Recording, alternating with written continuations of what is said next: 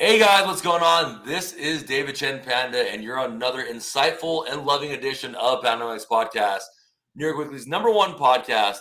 And today we have a very special guest, and we're working on a very special, unique project as well. But the one and only Dr. Martha Bryant, how are you doing today? I'm doing fine, David. How are you? Great. Now, Dr. Bryant, through the midst of how we met, which was through a chaotic time, which we should definitely talk about through this podcast, to where we are now, how we're connecting, and the things that you're working on. You are an amazing human being, making amazing atmosphere. Sorry, 5, 4, 3, 2, 1. Making amazing affirmations in the world and doing amazing things like helping children and doing a lot in continuing education. And you're out of the University of Louisiana Lafayette. Tell us a little bit more what you're doing right now at your university. Well, we're really excited about this new esports initiative that we have moving forward.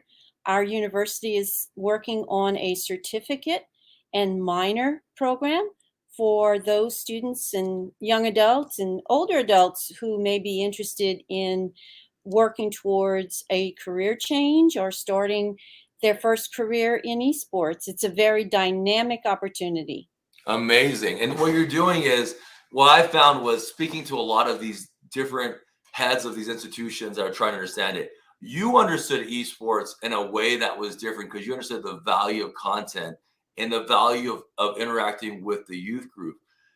Tell me when you see something like that in esports from a university standpoint, for someone who is a doctor at this level, what do you see the value in that the general public might not see?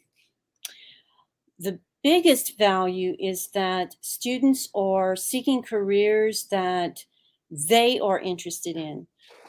Universities have always and will always, there's always a reason and purpose for universities to have theory based learning, academic learning, but sometimes there are opportunities that present themselves outside of that arena. And esports has a tremendous opportunity to bring forth jobs and value to people who may want to look at other options other than that 4-year academic degree right away. May not mean that they don't want it or may not seek it later on, but at least initially they can look to esports and the dynamic career opportunities that exist for them in the short term. It's amazing that you're thinking so much, and I think a lot of times we and the general public don't understand you as an educator, us as educators.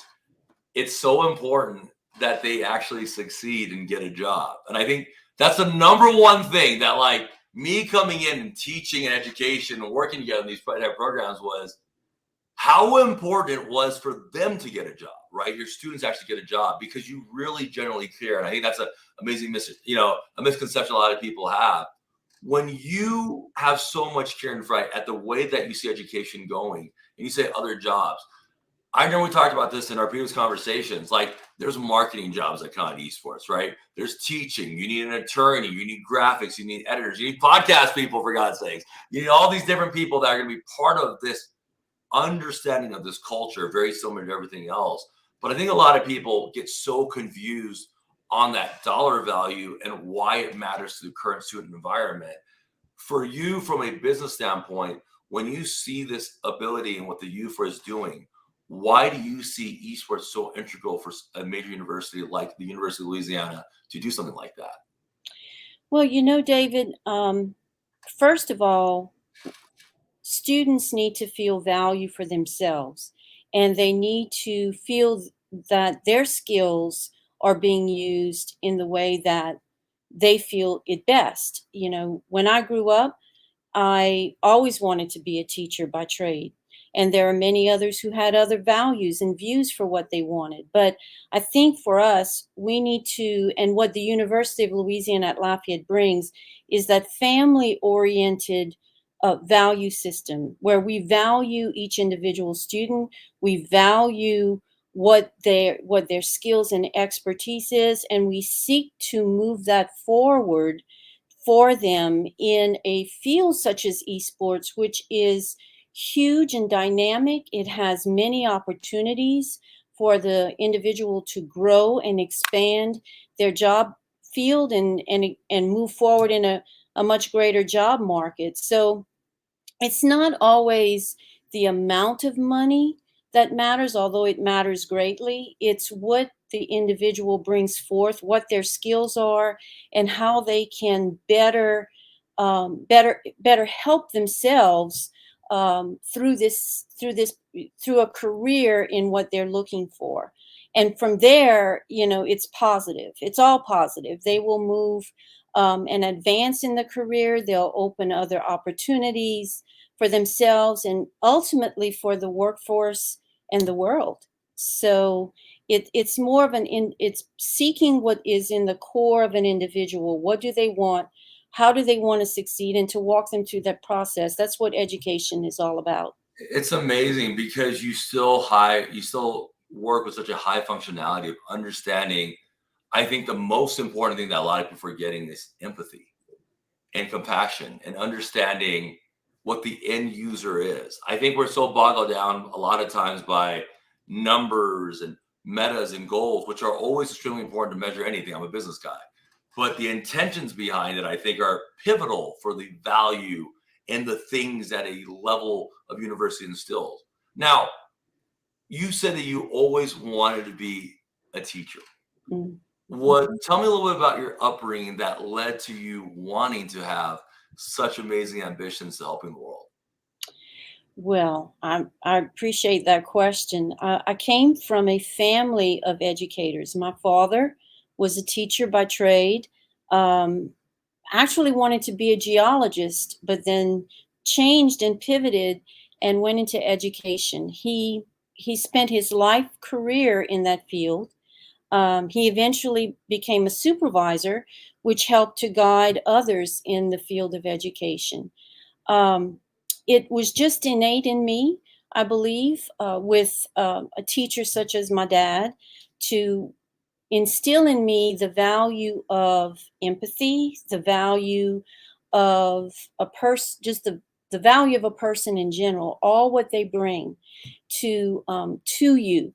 And so I feel strongly that it was his passion for people. He cared for people. He wanted to help people in any way that he could, and so that was put forth in me, and it just connected, and I continued on that path and continue today. Through the work that I do with communities and different organizations. It's all to help, to build, to take what I learned and maybe help one other person, if it's only one other person, to better themselves and not have to, to educate them and maybe not have to have them experience the struggles that I did, but I can impact them and help them to succeed. It's amazing that you are saying that and you feel that way. I think, you talk about education, you talk about the impact that your family has had on you. I think about the reason I'm educating, right? Like my grandfather, when he was in China and he decided to go to Taiwan because of his beliefs, and we had family that was educating where we found it. I think I mentioned to you in one of our conversations, you know, Dongbei University, Northeast University for my great grandfather. And I remember, telling my grandfather that I would eventually become, and never told him I would be an educator, but when I had a chance to do it, it was to honor very much his legacy because he could have been to the big companies. And the thing about educators is you sacrifice so much for the greater good, and big companies, brands could use you, and you can maximize it and hit the valuations and those numbers. But what ends up happening is as that's pushing through, people almost forget that you are making those sacrifices. And it's so amazing that you're living a legacy that people consistently don't understand. And through education, like, people give education such a hard time, but I think they don't really understand that meaning of what that word education means. It's not necessarily Mhm. just like you and I going to school and getting, you're like, you go to college, you have to learn how to iron your own clothes. You have to learn how to cook on yourself. You have to learn how to pay a bill. And back in the day, kids, that was called a checkbook, which y'all now have debit and credit. Thank God you guys That's have debit and right. credit. Checkbook stank. You didn't even know when the money was coming in, right? But That's that's the right. education you're talking about. But there's a deeper education, the education Mhm. of being an actual human being and that humanity and the purpose intentions of that. And I see you do a lot of that. And you mentioned that. Why, in a world where you see a lot of it being where it is, and you at a such high level, do you understand that compassion, and how does that really change lives besides the typical education, but the additional education that we provide on how to live and how to be a human being? Tell me those installations, those values, what that means to you, and how you keep doing it on a daily basis.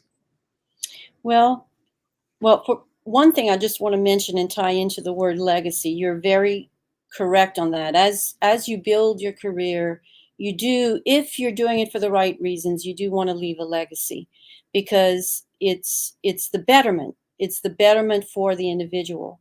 And so for me, if I can help one student solve a problem they may have or be there for them at a moment when they need, then that is what will have the greatest impact on that person and may help them in some way from, maybe quitting college or uh, quitting, looking for that hope that they have in that job career that they're seeking. So it's to, again, I'll go back to the value of the person, that you do have empathy and you care for them. And in humankind, that's what we all seek, right? We want to find that person that will bring value to them, that will listen to them and help them walk that journey with them. And I think that's what a true educator does. I think that's what my dad did his entire life, and that's what I believe he instilled in me, is that willingness to and that desire to help a person succeed, no matter what the issues may be for them at that time, to be there as their hope, their light at the end of a very dark tunnel that they may see themselves in. Yeah, and that's amazing because it is about hope. And I think a lot of times the only thing you can have is hope and faith when you come from environments that don't allow you to have that. Right. And I think when you look at empathy, a lot of people don't realize that only comes from one important thing, no matter what you grew up, where you came from, and that's the appreciation of what you currently have. Correct. That's the key word. And you and I Mhm. have never had this conversation, so I'm about to say it. It's the appreciation and being grateful for what you have and knowing that you're Mhm. undeserving of this. And though you might be deserving, you want to have other people and plant those other seeds so that they can share in that generosity and love. And I think oftentimes people forget about that. You know, you accomplished such amazing things in your career. You went to Northwestern, you did such amazing things there. You are a doctor. You have to always balance out life and in business and be innovated and still be a mother and still be a prefers a person of education. A lot of young people when they're in their 20s, 1918s, don't know how to do that, Right. right? And you see it on a day-to-day basis. What advice and tips could you give from your prestigious background and the things that you've done that could help them as they're trying to navigate this in life? I think number one, and that's a very good question and a thought-provoking question in many ways. But number one is to first look for your inner voice, seek for yourself, find out what it is that you're really passionate about, that you really care for, and then seek others who will be there to listen. I think what we miss most in society today is the ability to truly listen. And one of the comments that's always come forward from me is that I do have that quality. So obviously, the quality to listen. So obviously, people are searching for that. They want to have someone who just listen, who walk away from all the noise that exists today and focus on themselves, focus on their journey. Where do they want to be? Not where others want them to be, but where they want to be. And to have that mentor, that coach, to be able to guide them and walk them along their journey It's not that they may find that person right away, but if they truly, truly take time and remove themselves from the noise in society and just listen to themselves, listen to what their heart is telling them, it will guide them to find that person and to help build themselves as an individual, seeking what they truly desire, not what others desire of them. It's so pivotal that you say that, because the one thing I tell a lot of young people is nobody has it figured out. Nobody has it figured out. It's true. Nobody really knows it all. And a lot of it is really faith and just kind of knowing that you're going to be okay when you do the right things. And I think a lot of times when young people come in, especially people we teach, we're like, you remember it was like, I'm 18. By the time when I graduate high school, in 4 years or 5 years, I'm gonna do it. And then by 25, I'm gonna have this. And then when life happens, because life happens to Mhm. everybody, people, that's when the real university lesson comes in. The adversity. How do I deal with this in life? How do I deal and put this together? And I think a lot of times when we talk about this, like, don't you find it very difficult when people coming into it with an already mindset that they can't beat it and they're already telling you why they can't do it? But the thing I tell people, I'm like, but there's been billions of people who have done it for billions of years already. Like, what are you talking about? Like, what do you mean That's you can't right. do it? Right? That's right. How do Yes. you like that puzzles me, because it almost makes me worry that, like, people blame it on the things that we consume, but age old belief in yourself has been a constant thing in my life that you have to constantly do. It's like Mhm. it's literally like your health. You just have to do it every single day. Like, the belief in yourself has to be greater than everyone else's doubts. When you see that with everyone else that's pushing that through, and these young guys, and they have, I love that you're having that communication. I love that you think that's important. I love that hearing someone is important. When you do the balance of putting this together, was there a time to yourself that you were like, we did such a great project and I had to figure out how to balance it out? What made your project for you that you felt that put a possibility on you having issues and balance, but you knew that you could pull it out by being who you were and sticking to your standards? Well, David, um, I am one who believes a lot in networking, and I think people value the genuineness. I'm not trying to hide anything. I'm always being myself. And so it's when you hit those obstacles or those points where it could pivot either way, in a positive or negative way. It's looking to the partners that you've had. For me, it's within the university, outside the university, but for projects that are occurring within the university, it's finding those people that I've networked with to help me, um, and walk with me to find the areas where we can find some success. But I think more than that, and what is initial to me moving forward in a pivotal situation is accepting the challenge, knowing what's in front of you, and then seeking those that can help you that have the same vision as you to make it succeed. But I think for me, it's just primarily taking on that challenge and knowing that there is a solution, that there is an opportunity to build.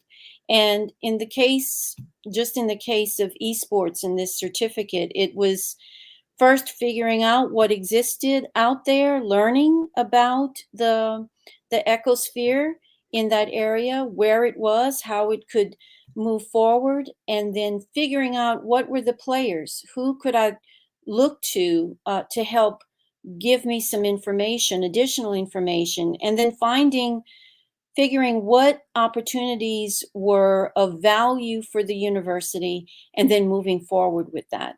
And so I think, again, I'll go back. I think it's mainly the challenge of a positive opportunity to make a significant change in the lives of many individuals through the resources that we can provide through the university. That is amazing. And I love that your intentions are pure. When you see the state of the current youth and all the criticisms that's happening right now, how do you feel about that? I mean, you're dealing with more modern day stuff like esports, yet you're still doing a traditional aspect like the university. What are your thoughts when the youth is feeling the way that they feel? You know, youth, when I grew up, as in the age that I grew up in, there were different challenges back then, but there was a sense of value, there was a sense of belonging. Um, and you can only do what you can with one person at a time, and helping that one person to find that value in themselves. It's not something that I can change overnight or within a week. I can't put a time limit on it, but I can say that human beings have a certain passion for caring. And so if I can instill that care in one person, then it could help in others. And I'll just share with you an example that happened this weekend. There was an event that I was attending, and a young student at UL, he is 18 years old, and he is trying to he feels the burden of the world upon him, and so he was getting ready to have a major anxiety attack. I noticed it and addressed it and stayed with him. I knew that the calmness of my voice could help to make a difference to him, to remove that burden that he was feeling that was causing the extreme level of anxiety. And so I spoke with him. We stayed calm. I saw that his demeanor was beginning to settle. And I must have stayed with him for about 45 minutes. But in the end, what he told me was, thank you for taking the time, because it made a significant difference on me. And it helped me from really, you know, taking it a level higher with the anxiety that he was going to experience. And so my hope is that with that one individual, as I shared with my son after the event, was that that may have impacted him in something I said to him may resonate with him and prevent him from having another grave issue, anxiety issue. So it's taking each person one at a time. I do understand the what they're going through, but we can't solve the I can't solve all of the world's problems together for many, but I can certainly make an impact on one. One light that I bring forth will bring many more. And so, that's part of, again, that education, caring, the empathy that you feel. I hope I've answered that question through that example, but I thought it would be significant for that, for as a response. I think you did a great job. I mean, the reality is like a lot of people don't understand, I think, the necessity of that comfort of knowing that someone actually cares. And Hmm. someone of your level, which is very rare, I think, to show that type of empathy, because a lot of people don't really get it. When they do, it's like, oh my God, the Dean Dog, it's such a big deal, right? Yeah. That like it really does become a major thing because you really do push that. And I think Hmm. that when you do that one person, his energy shifts and it does for everyone else. When you see the current state of like all these big brands, like really just laying it heavy on education, saying it's worthless, it's a scam. And there's these young guys who don't really, might not necessarily have creative things they do. What are your thoughts about that when you see that? About branding,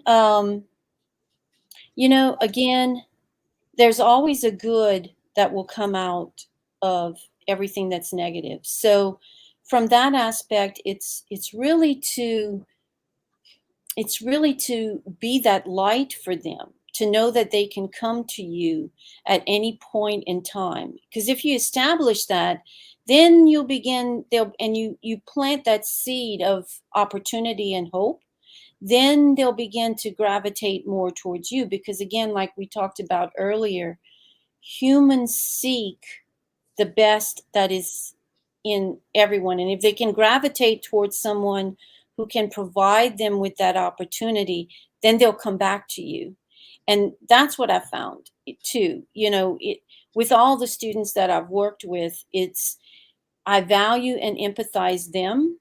They know that I can be trustworthy, and they can come to me at any time, any point in their career, even after they graduate from college, they can come back to Wow. me. And so, but it's the respect and the value and the care that you give. Humans want that. Human nature desires that. And in a society today where that can sometimes be marginalized, or it may be there, but they don't view it very much, or they feel they themselves have just felt like they have nowhere else to go. If you can be that one guiding light for them, and you can show them that you trust and value and respect them, then just by human nature they'll come back. They'll come to you for that support. And whether you're there or not, I think they'll remember, like, my son shared with me, that young man may remember something I said to him that will give him hope, and that will lead him forward. And that's what it's all about. It's finding that human quality that we all have, but that is sometimes muted in where we all are. And like you talked about, numbers are, in a business world, numbers are very important. They're very impactful. They hold accountability, and they are important, but there's a balance between the two, and Yeah, it's there find that is. balance. It's funny because when you talk about business, the best business I've ever done has been long-term business when everybody is on the same intentions and page. Mm, And mhm. it's not when one is laying more groundwork than the other, or not when one is communicating more than the other, or when one is blaming more than the other. It's really like the perfect harmony, almost like a Mhm. really great dessert, Yeah. like it's the perfect harmony. You're like, it's on a hot day, you're like, oh, this is the greatest thing ever, right? Yeah. But I've almost found that, like, when you look at people who are now in the world that they are, that balance, like, I always tell people it's a standard, right? It has to be the same standard. And that balance no longer transitions to just even their energies. Like, you can just tell, like, they're just very one or one off, and they're all about that. In a networking setting, in a person of prestige like yourself, when you see that type of energy, can you explain to the audience what it does and how it won't shift to the environment that they are trying to look for? Hmm.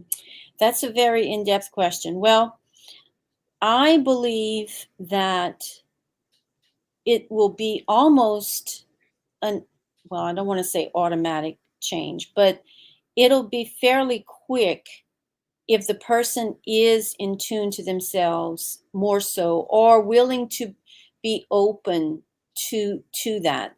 They will they will realize that, and they will gravitate towards that. Again, it's just, I keep going back to the same thing. And I guess, as you do in a doctorate program, you look for those themes that exist. And once you find that common theme, then you know that you've reached a point of continuity, or as we say in scholarly work, saturation. And I think that's where they will come. They will come there because they're seeking it, they trust it, and they value it, and then they will reach that point where they will come to you, and it'll be a comfortable place despite everything else that will be around it. Trust is important, and I think that if they have built up that trust within themselves, with you, then it's just going to keep occurring. That area of groundedness will begin to be established. And so the noise around you will not, or around them, will diminish, and they'll focus more on you. I That's hope I've amazing. answered that question. Absolutely. I mean, the impact is so significant in the things that they do. It absolutely does answer the question. Okay. Dr. Bryant, thank you for spending so much time with us. I know that school's starting and you have a busy, busy year. If there's a piece of advice that you can give just everybody in general, and you've given some great wisdom, what would that one piece of advice be that people can take from us from today's program? I think the most important piece, and speaking from only from for myself, is to um, to be yourself, to find your true self, and to learn that you will make mistakes, but that to know that you will always be focused. You can always come back, and it's by the mistakes that you make, if you're open to that, that you don't see them as negative problems, but you find the good in the mistake, so that you can learn from it, move forward, and become that better person that you want to be. So it's really to believe in yourself, to believe that what you have, and what what the skills that you possess are of value, and then again, to learn that mistakes will happen, but it's what you do with those mistakes that will matter most. Look for the positive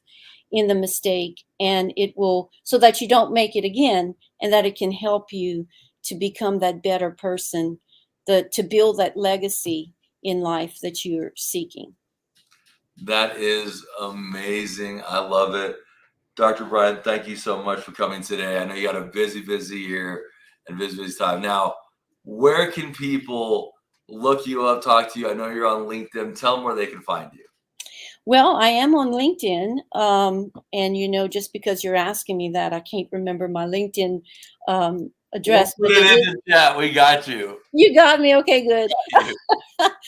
Very good. I'm glad you did that, because I just lost that train of thought. I wouldn't even know where it is either. I have to ask Bit. Bit knows where everything is. So I Yeah, appreciate that's great. But I am on LinkedIn. That's the primary place. Again, what we do, what my role is at University of Louisiana at Lafayette, is to provide professional training. Esports is one that has fallen under my purview. So LinkedIn is my primary way of finding me. But again, you can always email me at my university email, which is martha.bryant@louisiana.edu, and you would spell Louisiana out. There we And go. I'll be happy to answer any questions or to network with you. You heard it here. You got the big Dean over here giving out the emails. I love it. I love it. I love Patanomics. Thank you for doing that. That has to be an amazing one. Thank you for your continued work in this world. We appreciate you. And we We thank you for appreciate everything. you. And for everyone, keep your heads up, keep your faith, keep the love, keep doing the right things where everyone knows, the universe knows. Keep just being you. For David Chen and Dr. Wright, we'll see you guys soon. Have a great night.